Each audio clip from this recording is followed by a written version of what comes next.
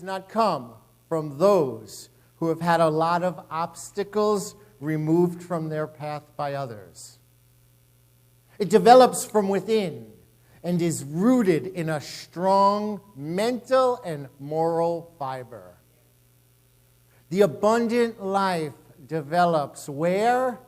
From within. How?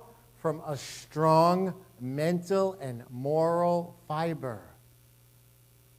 This is what we're visioning this year. 2011 is the year of abundant living. We gave out the cards for everyone to put on your refrigerators, to put in your homes, to put where you pray at home, to contemplate and to look at this all year long. Why? Because how we think about life is one of the most important ideas to build a foundation for an abundant life. You know, when we read the Bible, we read the Gospels, we read about Jesus, it's all about our thinking. It's never about what's out there. He always calls us to the carpet. What's going on inside of you? What are you thinking? How are you living? How are you speaking? How do you walk? How do you talk? How do you respond? How do we think is the key to how we respond. Because there's a mind, and we all have one. Right? Right? Did you bring your mind here with you today?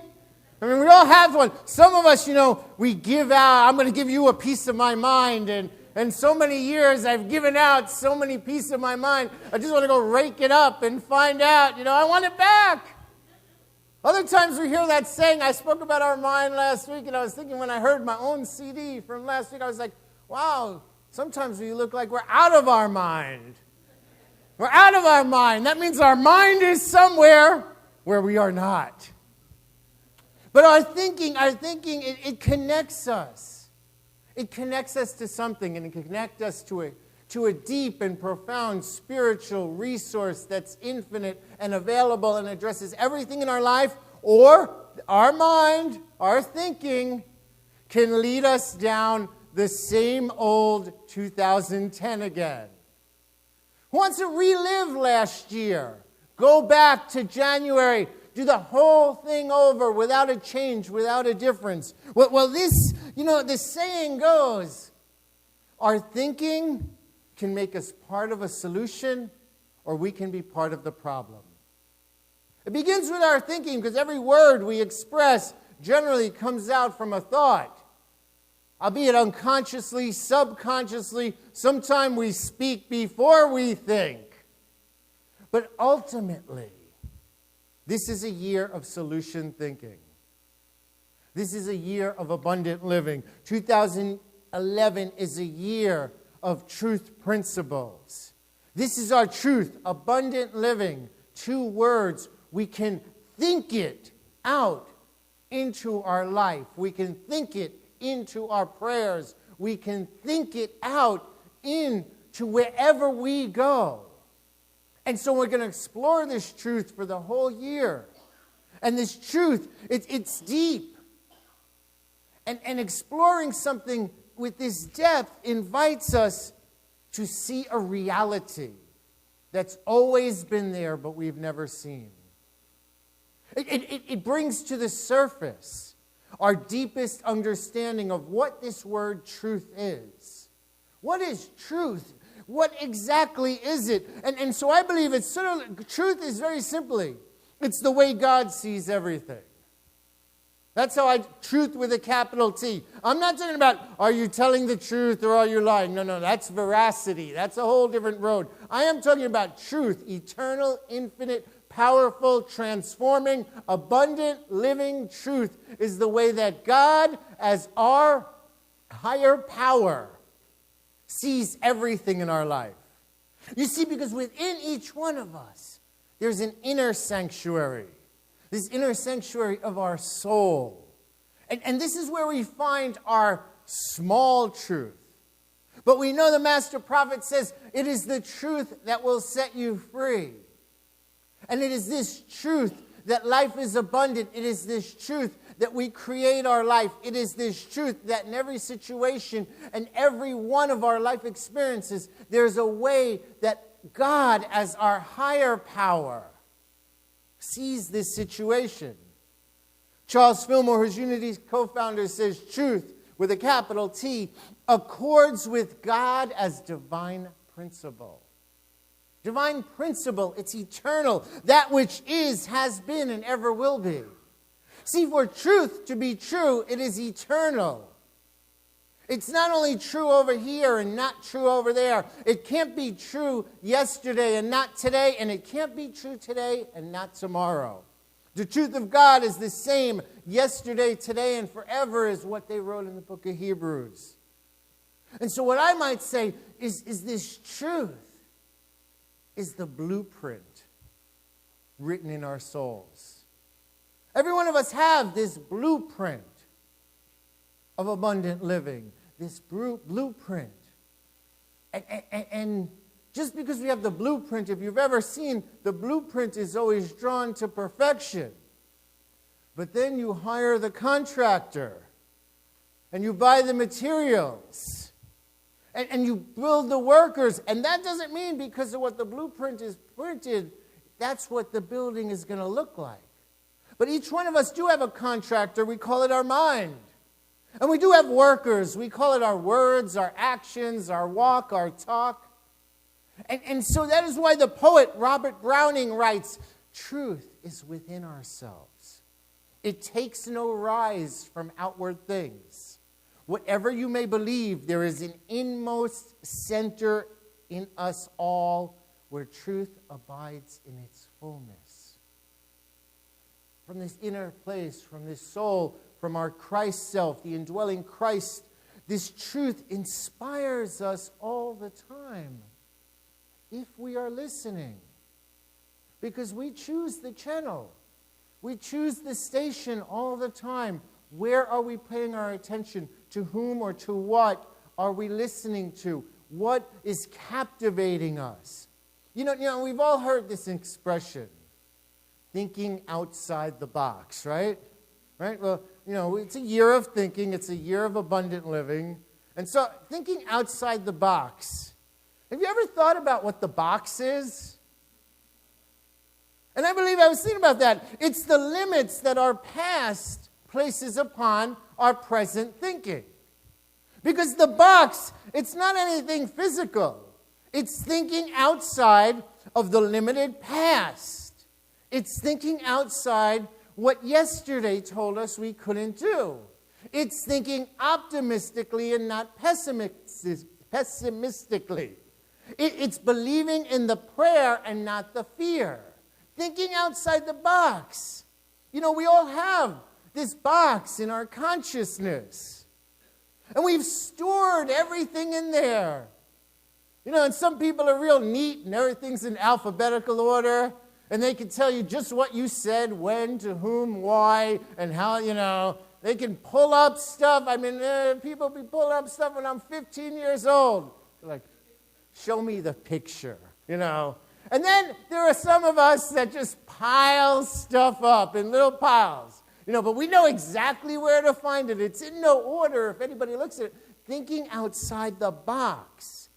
We've stored up these limitations in our mind. They're not real. They're not God. They were not taught to us from the Holy Spirit. They were taught to us by a man or a woman or a teacher or a parent or a coach or someone that didn't know us, didn't know better, and had no power in our life, yet we believed it. And what did we do? Well, let me put this in my box. And so rich thinkers are people who think for themselves, who pray for themselves. And even if there's a limitation, even if there's a challenge, even if there's an issue, they think themselves right out of the box. They don't see the box as real because the box is not real. In fact, if we've all lived with boundaries of the past, and if we continue to live allowing the same imaginary boundaries of the past to hold us back, then there'll be no new significance. There'll be no new discoveries. There'll be no year of abundant living. I can get the card from 2010 and we can keep giving out the same card every year. Because the theme changes when we change our mind. And then I was thinking, it's really not thinking outside the box. It's thinking outside the warehouse. Because it's a storage place. It's a place in our mind, in our consciousness, in our heart, in our soul, where we store things. But let me tell you, you introduced yourself last week to someone. And I want to tell you to whom you introduced yourself. You introduced yourself to a creative cultural. You introduced yourself to a person who embraces free thinking. See, we're a church we are proud of our intelligence.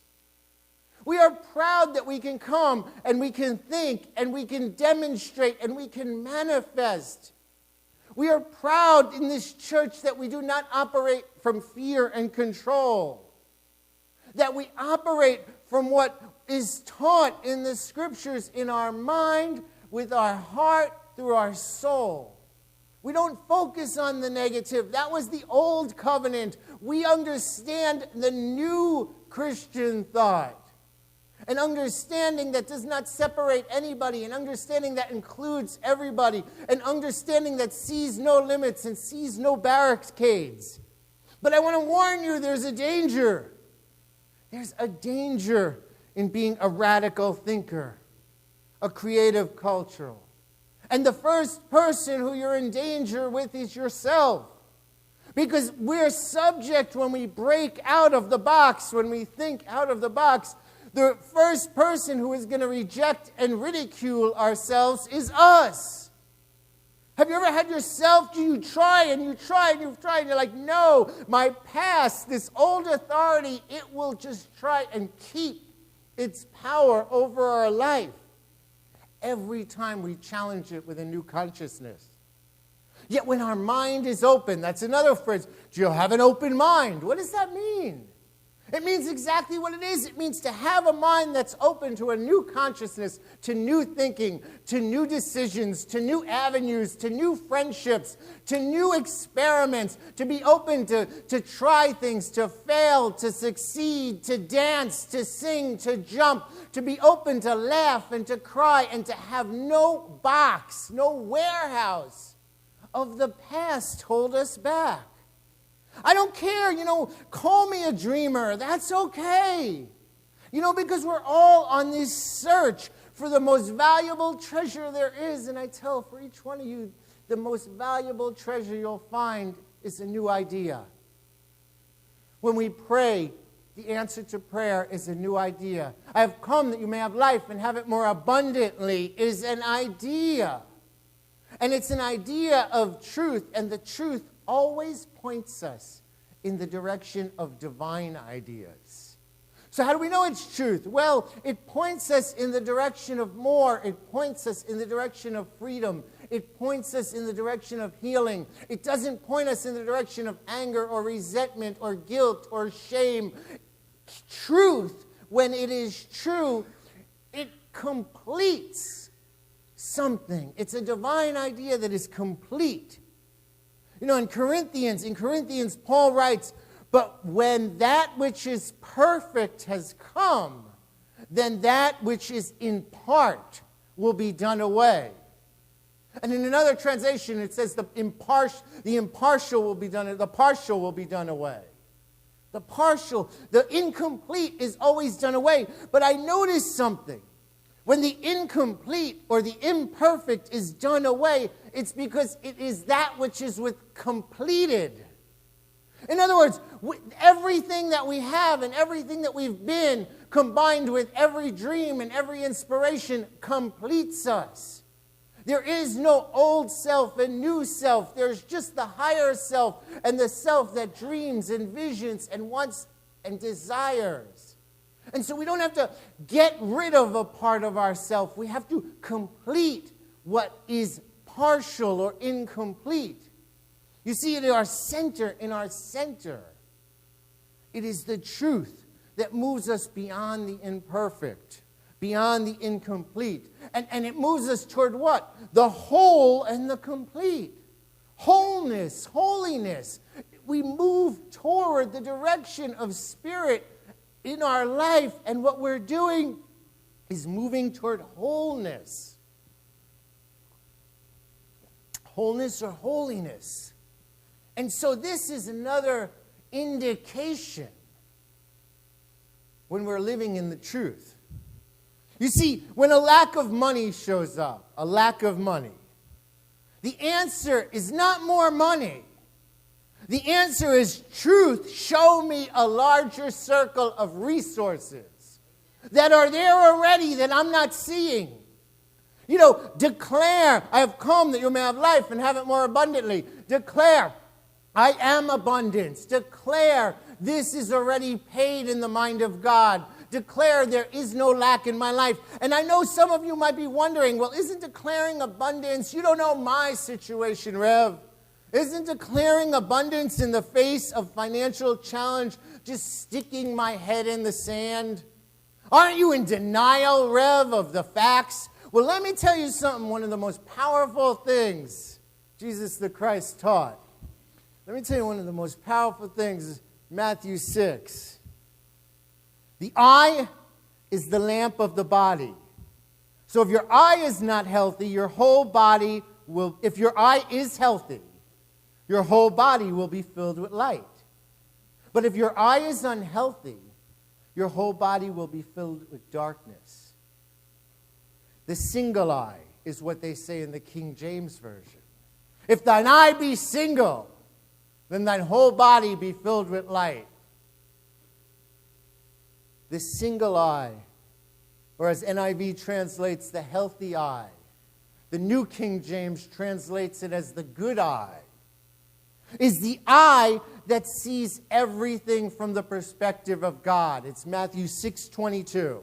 Everything from the perspective of God, from a higher vision, from a spiritual awareness. The single eye does not see duality. Does not see the conflict. It does not see the fear. So if our eye is healthy, our whole body will be filled with light. And so I thought about that, and I want to break it down because the meaning appears to be something like this. The activities of our life are directed according to the information we receive through our eye. Through our eye, we see things. And we make judgments and interpretations. When our eye is sound and functioning properly, then we perceive life as it really is, and our life is illuminated. Light always represents God's intelligence. Always. Light, metaphorically, metaphysically, represents that wisdom, that discernment. And so when our eye is sound and healthy, we see beyond the lack. We see beyond debt. We see beyond sickness. But if the eye is unhealthy, then we perceive life with confusion, without focus. It's dark. We stumble around in the dark because we're not seeing the truth of the situation. Now, let me tell you something. I wear contact lenses, all right? And you don't want me driving around town without my contact lenses because the world is a huge blur, you know, and so you don't want me going out of the house. You don't want me showing up for work without my contact lenses. And so the eye is how we see. Too often we think seeing is something that happens from inside out, but it also happens from outside in. Because what it is we label things. And this seems really straightforward. If we are seeking abundance this year, or we are seeking a break from the past, then we see the truth of prosperity. It is a conscious decision we make. We don't sit back and wait for us to hit us over the head. Practically, this means if someone here today wants to attract more income, the beginning is to refuse to give limiting facts any power. Don't see limiting facts. Deny the lie and affirm and agree with the truth. Because this means we don't even see lack. What it means is instead we realize, make real the abundance, the circle of opportunities, the ideas. Charles Fillmore says, what is realization? A deep inner conviction. He says other words for realization are at-one-ment, completion, perfection, wholeness. Abundant people realize prayers are already answered, even though the manifestation has not appeared in the physical. That every prayer is a divine idea, and that by praying we anchor heaven on earth. Abundant people realize there are no obstacles, there are only opportunities. Remember, truth is the way God sees everything. Consciousness, we spoke about that last week, is the way we perceive and interpret everything. These aren't religious ideas I'm sharing with you. They are universal spiritual principles. They transcend time and place. They apply to everyone, everywhere. You know, I was reading this week a lot of articles, and I read this little thing. I guess it's a joke. It's religion is for people who are afraid to go to hell, and spirituality is for people who have been there. All right? I've been in hell, baby. And I am not going to choose it another year. You know, seeing life the way God identifies everything brings new and abundant and infinite and miraculous resources that have been there all the time. It is our consciousness makes out the facts of life. And seeing with a healthy eye is to see them in a new light. That's another expression. Oh, I want to see this in a new light. Look at this in a new light. All of these expressions have their history way back because they made sense when they were shared and when they became sort of like little, expressions. Truth, therefore, what does it do? The invitation is, this is an introductory talk. Truth takes us beyond appearances, beyond facts. That is why you can read the Bible where it says, we do not judge by appearance, we judge with righteous judgment. Right thinking. Righteous judgment is the old-time way of saying right thinking. And so we judge, we determine, we label, we see, we believe, we affirm right thinking today. Eric Butterworth, one of the most famous Unity ministers that ever lived, said, prosperity is not just having things. It's the consciousness that attracts something. Prosperity is not having things. It's the mind that believes in the attraction of things. He says prosperity is a way of living and thinking and not just having money and things. He says poverty is a way of living and thinking and not just a lack of money and things. And so either way, prosperity or poverty, it's a way of living or thinking. And the best things in life, church, aren't things. Did you know that? The best things in life aren't things. It's people, it's health, it's relationship, it's connections, it's networking. The greatest thing you could do for prosperity and abundance is network. Everybody knows that in business. It's not what you know, it's... And that's the truth. Well, involves friendships and relationships and healing conflicts and riding through storms with people and being there when people need you.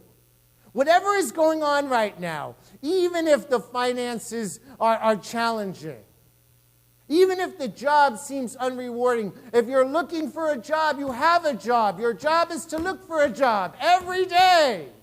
Just get up, put on a suit, put on a dress, look nice and get out there. You have nothing better to do.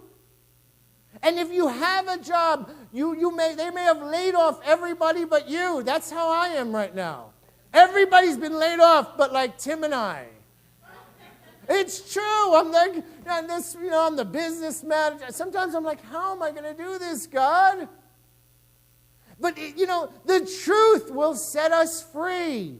The truth is within us. It's not outside of us. The truth is a positive attitude. The truth is being able to see with healthy eyes. The truth invites us to discover new responses and move in a new direction. Church, this is a year of abundant living. Take home the cards. Post them somewhere where you can look at it for the next 52 Sundays. They are a beautiful reminder of how our consciousness grows. Seed by seed, flower by flower. All of these flowers came from one seed. All your riches, all your abundance can come from one God idea. We can change our life today because we can change our mind. And so it is, and it shall be. God bless you. God bless you. God bless you.